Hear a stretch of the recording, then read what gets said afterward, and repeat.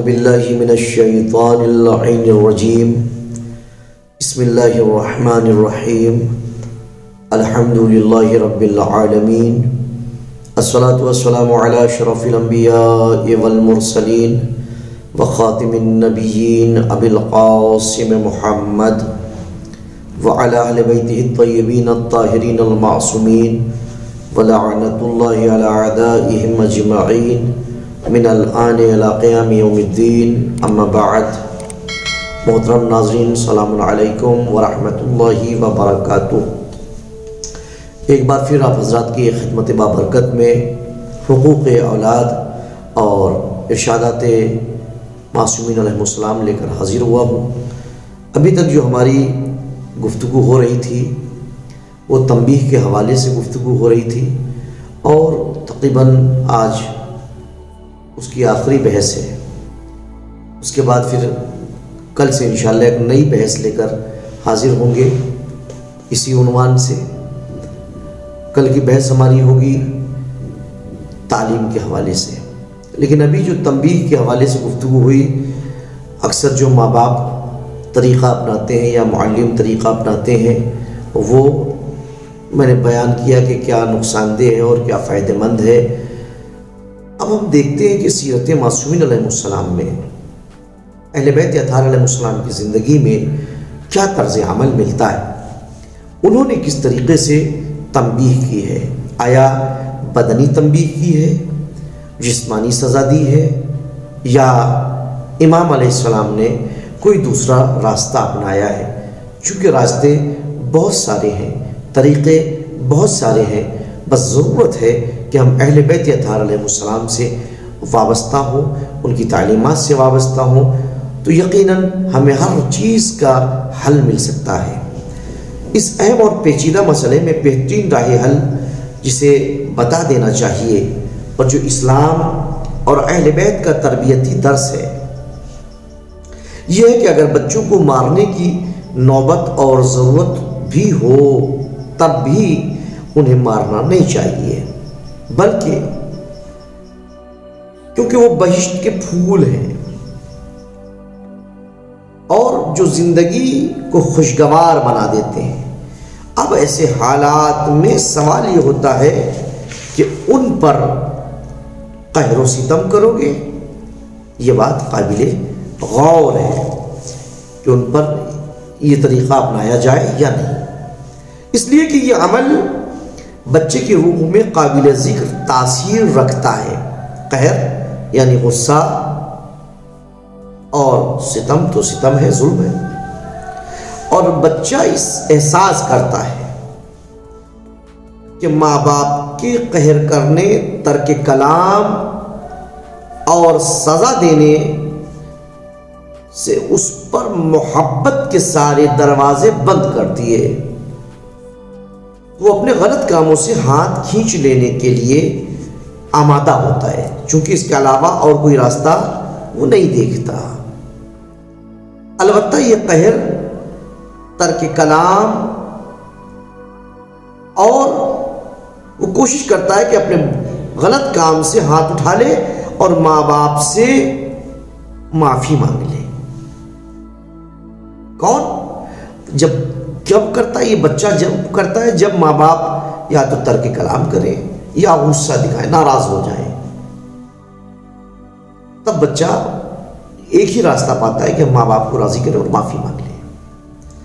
لیکن یہ قہر، یہ غصہ، یہ ترک کلام اور سختی زیادہ دنوں تک نہیں رکھنا چاہیے.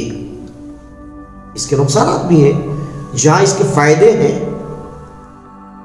کہ ہم نے ترک کلام کیا یا غصہ کیا، سختی کی، تو بچہ معافی مانگ لے گا اور راہ راست پر آئے گا اور غلط باتیں چھوڑنے کی کوشش کرے گا. لیکن اگر ہم اس کو طول دے دیں تو اس کے منفی اثرات بھی ظاہر ہو سکتے ہیں. لہذا اسے زیادہ طول دینے کی ضرورت نہیں ہے تاکہ بچوں کو منفی اثرات نہ ہونے پائیں. حضرت امام موسیٰ ابن جعفر علیہ السلام نے اپنے ایک صحابی سے جو اپنے بچے کے ہاتھ سے تنگ آ چکا تھا اور اس کی شکایت کرتا تھا، فرمایا اسے مارو نہیں بلکہ اسے ترک کلام کرو، لیکن زیادہ دنوں تک نہیں۔ یہ بھی ایک معصوم علیہ السلام نے طریقہ بتایا امام نے کہ ترک کلام کرو، کوشش کرو مارو نہیں، ترک کلام کرو لیکن وہ بھی لیمیٹڈ ہو، بہت زیادہ دنوں تک کے لیے نہیں ہونا چاہیے۔ تنبیہ کے بارے میں اہل بیت کی روش کیا ہے؟ اہل بیت طاہرین علیہ السلام کی سیرت یہ نہیں تھی کہ وہ اپنے بچوں کو بدنی تنبیہ کریں، یعنی انہیں ماریں، اور کوئی روایت نقل نہیں ہوئی ہے اور نہ اب تک کوئی ایسا سراغ نظر آیا، کوئی ملا کہ جس میں نظر آئے کہ آپ نے بدنی تنبیہ کی ہو، ایسا کوئی کام نظر نہیں آ رہا ہے۔ لہٰذا ہمیں دیکھنا چاہیے کہ ان بزرگوار حضرات کے تربیت کرنے کے اصول اور طریقے کیا تھے، آخر وہ تربیت کیسے کرتے تھے۔ حالانکہ ان میں سے بعض حضرات کثیر العیال تھے، یعنی ان کے بچے زیادہ تھے، ان کی اولاد زیادہ تھی، لیکن انہوں نے کبھی بھی اپنے بچوں کو بدنی تنبیہ کرنے کی ضرورت نہیں سمجھی۔ کہیں کسی روایت میں نہیں آتا، کسی کتاب میں نہیں آتا ہے کہ کسی بھی امام نے اپنے بچے کو بدنی تنبیہ کری ہو، کسی روایت میں نہیں ہے۔ جھوٹی سے جھوٹی روایت بھی ایسی نہیں ملے گی جہاں پر یہ ملے کہ آپ نے بدنی سزا دی ہو، تنبیہ کی ہو۔ یہ مسئلہ بہت ہی اہم اور سبق آموز ہے،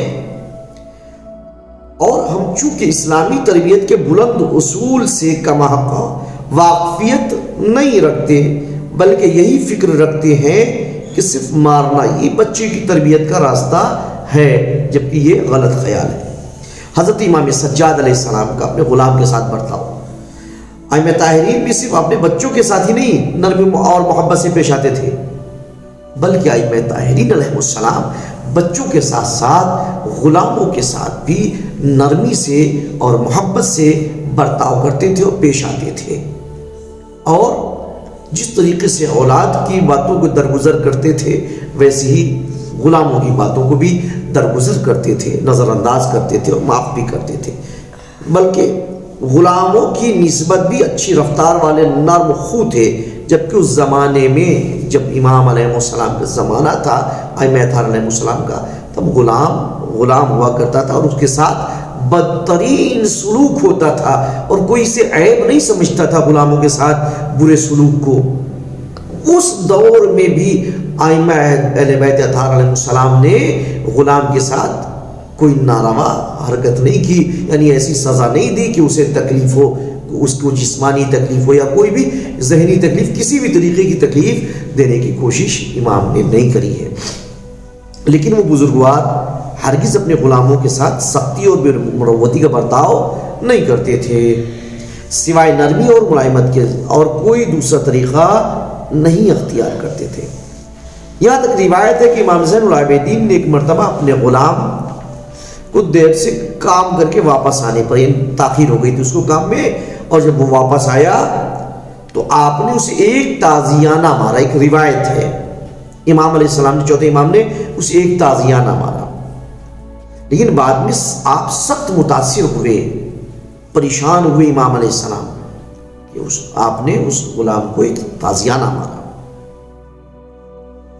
اور گریہ کیا امام علیہ السلام نے، اور باوجود کہ امام کا یہ عمل درست تھا، سماجی کے اعتبار سے بھی اور شرعی اعتبار سے بھی درست تھا، اس میں کوئی قباحت نہیں تھی، پھر بھی آپ نے امام محمد باقر علیہ السلام سے درخواست کی، ان سے کہا کہ تم جد بزرگوار جناب رسول خدا کے روضے پر جاؤ اور وہاں پر 2 رکعت نماز پڑھو اور ہاتھ اٹھا کر دعا کرو کہ اے خدا علی ابن الحسین علیہ السلام کو بخش دے۔ اور اس کے بعد امام نے اس غلام کو آزاد کر دیا۔ اللہ اکبر، یہ برتاؤ امام کا ہے غلام کے ساتھ، لیکن آج کے دور میں ہمارا کیا برتاؤ ہوتا ہے؟ اولاد کے ساتھ برتاؤ اگر سخت ہوا تو ہم کیا خداوند عالم سے استغفار کرتے ہیں، یا اگر ہم بچوں کو پڑھاتے ہیں، ہم معلم ہیں، تو بچوں کے ساتھ اگر ہم نے سختی کی تو ہم خدا سے کیا طلب مغفرت کرتے ہیں۔ یہ تمام چیزیں ہمیں غور کرنی چاہیے اور ہمیں متوجہ ہونا چاہیے کہ آخر اہل بیت اطہار علیہ السلام کی سیرت اور ہماری جو رویے ہیں، ہمارے طریقے ہیں، ان میں مماثلت ہے یا نہیں ہے۔ اگر مماثلت نہیں ہے تو ہم کوشش کریں کہ ہم سیرت اہل بیت پر عمل کر سکیں۔ بس عزیزان محترم، کل اس کے آگے گفتگو لے کر حاضر ہوں گا، جب تک کے لیے میں آپ سے اجازت چاہتا ہوں۔ خدا حافظ، وآخر دعوانا الحمدللہ رب العالمین۔